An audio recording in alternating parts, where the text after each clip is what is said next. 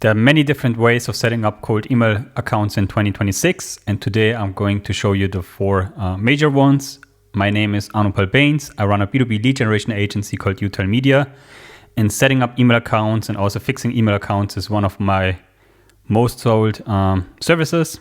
That's also the reason I wanted to do a video today, because there are many questions regarding how to properly set up email accounts, what to look out for domains, and so that's basically a quick video on that topic.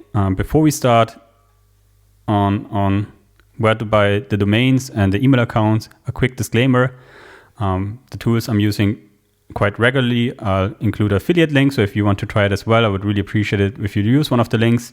And also a good mindset I want to give you before starting is there have been a few crackdowns. So most business emails are running on either Google or Microsoft. There are other players as well. Also Amazon is quite big, or is getting bigger, but most emails in the US and also in Europe, generally in the Western world, is based either on Google or Microsoft. These two vendors crack down on accounts where they thought it might be accounts used for spam or for cold email. So they shut down whole panels or shut down cold email accounts. And going ahead, I wouldn't ask myself if there are going to be crackdowns or when there are going to be the crackdowns, but I always assume that at any moment they could crack down on my accounts and I can use either a batch or my whole infrastructure, and I try to plan ahead. And strategies that help me are diversification. I always diversify and never have all my eggs in one basket. I try to use as many different vendors as possible, and also as many different technologies I see reasonable, so that the risk spreads out on different vendors, and by that I minimize my risk. And the next thing is always try to be prepared to lose your whole infrastructure. So I have the same amount, I try to have the same volume or the same amount of email accounts I use for sending in backup. So I can send immediately. If I lose all my email accounts, I can send the same volume the next day by just switching to my backup accounts.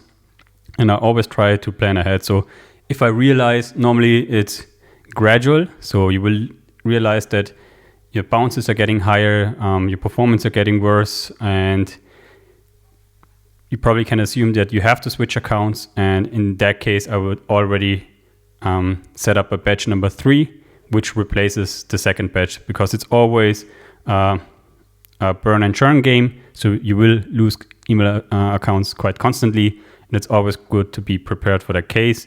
And the longer you plan ahead and the more you're prepared and diversify, the longer you are ahead of the curve, and will have probably a good time doing cold outreach with cold email. The next point is domains. First of all, I tried different domain providers. Right now, I'm just using GoDaddy, Porkbun, and Squarespace. I've had great experiences with them.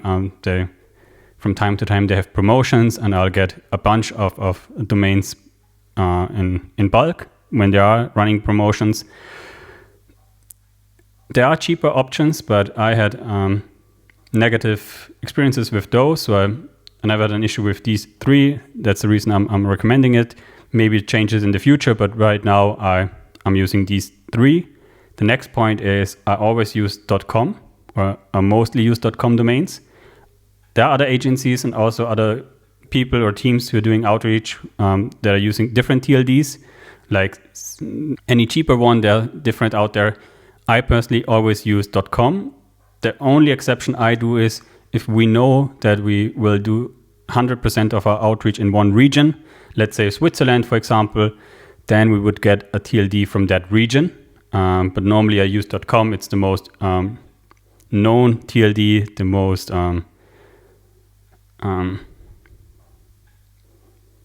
not everybody knows .com domains. So I just stick with .com domains. But there are people who claim, and many agencies claim, that it makes no difference if you use other TLDs.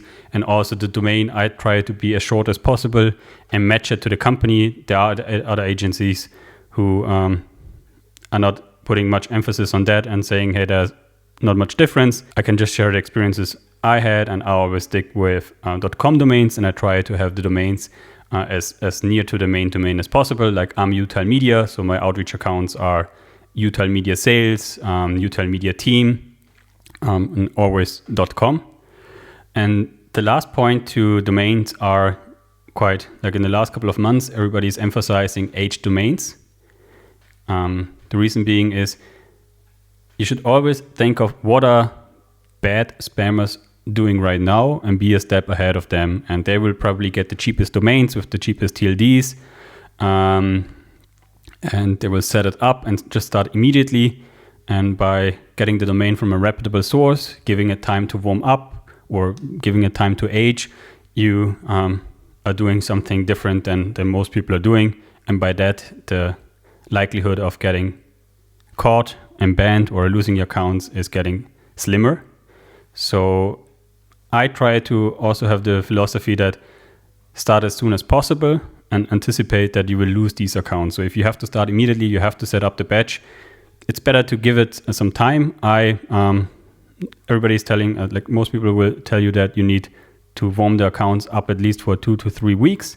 I try to do a minimum of 30 days. By that, the domain is also a minimum of 30 days old. But sometimes you can't do that. In that case, I would just have a batch to start where I know I will lose it in a couple of days or weeks, and have my second batch to replace that, and a third batch which had enough time to age and had enough time to warm up. And every batch going ahead has more time to warm up, has more time to get ready. And it's always, you have to look at your budget, how much is your, like, how much budget you have, how long you can plan ahead, and probably you will so if you're just starting out in cold email, you probably want a proof of concept as well. Is cold email a channel that works for you? So in the beginning, just start, keep these informations in mind, and try to plan ahead and do it for the next batch. So the first batch probably isn't the best one, but normally, like if you just starting out and doing cold email, maybe your list quality, your copy is probably not the best one. You might not have the best your ICP dialed down. So in that case, like the first couple of campaigns are for learning, and it's probably not the biggest issue if you lose these accounts, because by that you will learn to be better in doing outreach. So basically that's for the domain part. If you get the domains, you have to get email accounts. And right now, most vendors will tell you to set up 3 to 4 email accounts per domain. I personally try to be a step ahead in that case as well. So I set up a maximum of 2 accounts per domain. Sometimes if a client is constrained budget-wise or just wants to do outreach phase for 1 or 2 months, I will go up and do 3 email accounts per domain. But normally I try to have more domains and 2 email accounts per domain to just be safe and be a step ahead. If you want the numbers on warm-up, how many emails I'm sending in the warm-up, for how long I will warm up the accounts, and what I do while sending, like I have a list of all my numbers. Feel free to write it in the comments, ask for it, and I will either share it in some form or make a video about it and share it in the comments or in the description box in the next video. Then, when I got the domains, there are different ways of setting up email accounts. And the logical way is setting them up directly with the biggest vendors for email in general, which is Google and Microsoft. And if you do so, I would recommend getting the cheapest one for doing outreach. These are sufficient. And also toggle off the 1-year commitment, because if you have issues with these email accounts after 3 months, you have to pay the rest of the year as well. So toggle that off. It's getting a bit more expensive by doing so, but you're safer because you can cancel it at every month. So you will be safer by doing so. With Google, you have to start the trial. So you have the trial for a couple of days, and then you pay $420 for the first 3 months, and then the $840 per user after that.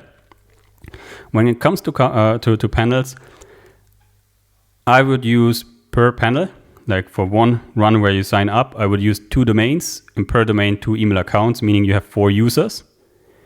And if you want to scale, you have to have more panels. So you would have maybe 3 or 4 or 5 panels. By that you have more volume to send, but it's also it's quite complex to set up. So when it comes to these accounts are called vanilla accounts. If you set the accounts up directly with Google and Microsoft, we call them vanilla accounts. And the thing here is they're quite annoying to set up because you need different panels. And the more panels you have, the more you have to mask your IP address and your credit card and your persona in general. But agents who are in the game for a long time without an issue, they will focus on vanilla accounts with different panels. But in that case, you have to invest more time in setting them up. You have to monitor these accounts on your own, and also they're not made for cold outreach. So it's a bit tough to connect them with your sequencing tool like SmartLead or Instantly. So they're annoying to set up. They're a bit annoying to manage, but these tend to perform for a long time. They have better deliverability. But they are harder to set up. And if you mess up the setup, the deliverability isn't the best. So setting up the accounts directly with Google and Microsoft, I would suggest that if you either are having low volume and you're okay with 1 or 2 panels, and then I would just have half of my panels with Microsoft, the other half with Google, and use the same persona. If you want to scale and have vanilla accounts, again, just write it in the comments. Maybe I'll do a video on how to properly set up vanilla accounts and how to scale it for volume. But this is option number 1. The guys I learned cold email from, they are doing vanilla accounts. I always have a batch of vanilla accounts on my own, but they are annoying to set up and they are not made for cold outreach. Which is also the reason that they are so good for outreach, because we mentioned earlier, look at what spammers are doing and be one step ahead, and almost no one is doing it in that way. So you are probably one step ahead by doing so. Also with Microsoft, take the cheapest as well. But here, if you use the try for free, you're automatically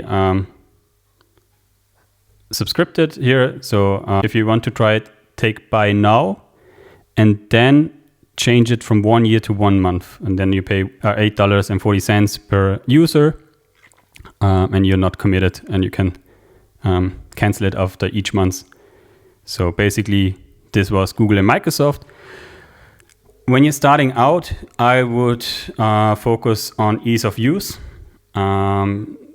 Just focus on speed and iterating and finding out your ICP and if cold email works for you. There are certain resellers, like people who buy Google and Microsoft inboxes and resell them. The tough point or the tough part is finding good ones. I personally use Zapmail and InboxKit.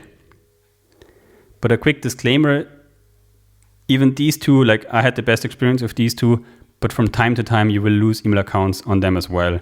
Here the strategy is to get a set or a package and replace them every couple of weeks or months based on your performance. In the beginning you will see you get loads of replies, but then your bounce rate is getting higher, your reply rate is probably getting lower, and you will realize after a while you have to replace those accounts.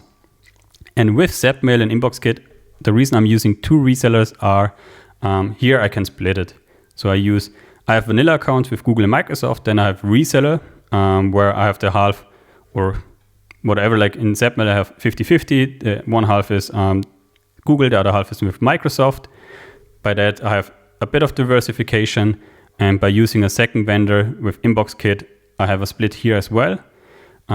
With InboxKit, I know as a fact you can use one package and ask them to split those accounts in this package. So you can ask them to basically give you 60% Google accounts and 40% Microsoft accounts as well. So if you're starting out and you're a bit constrained on budget, InboxKit is great. You can just write their support and they will do the split for you.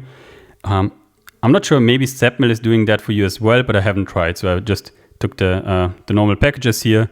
But with InboxKit, when I just started out, I asked them because I wasn't sure if that's a good provider or not. So I wanted to try it with one package, and the first package they did divide it for me. That being the resellers, there are loads of resellers out there. So I've tried many before I So I settled with these tools. These two I've been using for a couple of months now. Before that, there are loads of guys who will write you an email to check out their reseller accounts. And that is also a great tip. So if you're getting cold emails, always check your cold emails. So if you're looking for a freelancer who is helping you with doing cold email, if you're looking for accounts, there are so many guys sending you cold emails, and you probably get the best offer if you just reply to the cold email, because he's actively trying to sell you something. And sometimes they have really great offers. So if they say, hey, you can have a couple of emails for free, I would always try that. At the end of the day, you have a quick call where you learn about their software. They'll give you a couple of free accounts, and you can experience it on your own and with little risk if those accounts are good or not. But I would always have one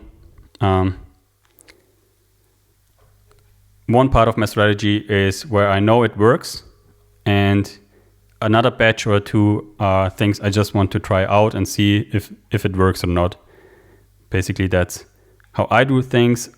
Also, if you're starting out and you just want to focus on speed, your sequencer, the most sequencers like cold email tools also offer cold email accounts. So some have pre-warmed, like the domain is already warmed up for you, is aged, or just buying normal email accounts.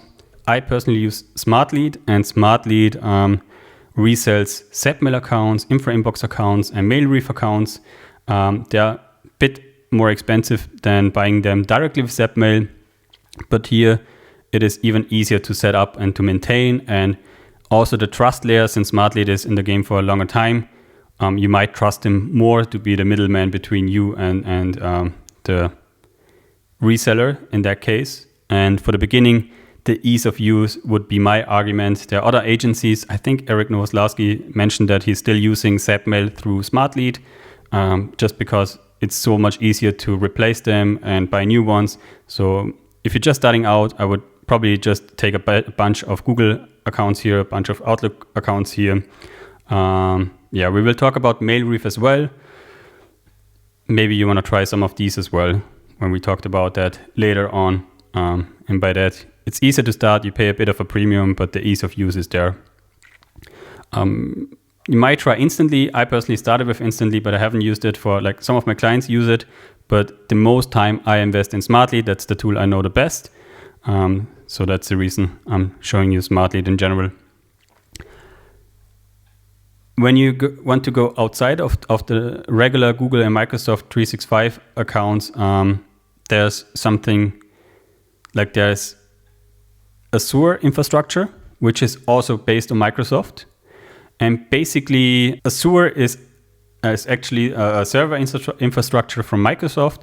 And people have realized that you can set up email accounts pretty cheap there and use them with low volume. And the strategy there is you have one domain and many different email accounts and send a really low volume with 2 or 3 emails per account. And by that, on a scale, you save on money. One of the most famous providers in that space is Hypertide. I personally haven't used it, but many of my colleagues use it. The reason I haven't used it is because they want, back then, I'm not sure if it's still the case, they wanted to have a setup fee. I think it's $1,500 if I'm not sure, but it was 1.5K. Maybe ask them if you're interested in that option. But here, basically, you have a setup fee, and then you have loads of different email accounts. You send low volume, and your monthly cost is a bit lower, or much lower if compared to maybe other tools. So Hypertide is the one most used, or the most as I heard the most of. But there's also a cheaper option. So if you just want to try Azure, InboxKit has also Azure tenants where you pay $30 per tenant, and they will help you set it up as well. So if you want to understand Azure and how it's working with InboxKit, feel free to contact their sales team or write it in the comments, and I'll make a video about it. But basically, you pay it per tenant, and it was 100 email accounts per tenant. You can send it per day. And basically you set up one domain, and you don't have the setup fee in that case. And maybe easier to try out. Most of my infrastructure is with regular Google accounts, regular Microsoft 365 accounts. But for addition, like I have the vanilla account route, I use Reseller, but having a Azure tenant as backup or another technology to use might be beneficial as well. Regarding a budget, I would probably start with InboxKit and try if it is worth it for you. I personally never used Azure. I'm thinking of using it for my next client, but setting up vanilla accounts and having resellers as addition worked the best for me personally. But I just wanted to share that tool with you guys as well. Other than Azure, we also have SMTP providers. Also, that you probably have heard from of SMTP providers. Mailchimp or SendGrid are very famous ones. But these accounts or these vendors are not made for cold email. If you're doing unsolicited outreach, they will probably ban you, or most certainly. There are some cases, if you're really, really good, you can stay on their platform for quite a time, but these platforms are not made for cold outreach. So it's always risky to do so. And there are other SMTP providers for cold email. Most have not the best reputation. Some of them are really good. Many have issues because you share an IP address and everybody is doing cold outreach. So the nature of that is if everybody is doing cold outreach, most of these IP addresses will probably be bad. There are tools who don't have that issue. One of those is Mailreef, because here you have your own mail server and your own IP address. So the benefit is you're not sharing your IP address with other people, but this is also the thing that makes it a bit complex. So here you have your own reputation in your hand. If you're just starting out, that might be a downside, since in the beginning you have issues. You have to dial down your list quality, your copy, and your outreach in general. So I would just start with Google and Microsoft, some vanilla accounts, some reseller, maybe get part of my infrastructure with Azure, and then when you know how to do your outreach, how to structure your campaign, I would add Mailreef as well. So that's the main ways of setting up email accounts. If you have any questions regarding any of these tools or anything regarding cold email or B2B lead generation in general, feel free to write it in the comments or reach out to me personally. I will link my company site as well. If you want to work with us or have any questions to cold outreach, feel free to reach out. I would love to connect. Take care and goodbye.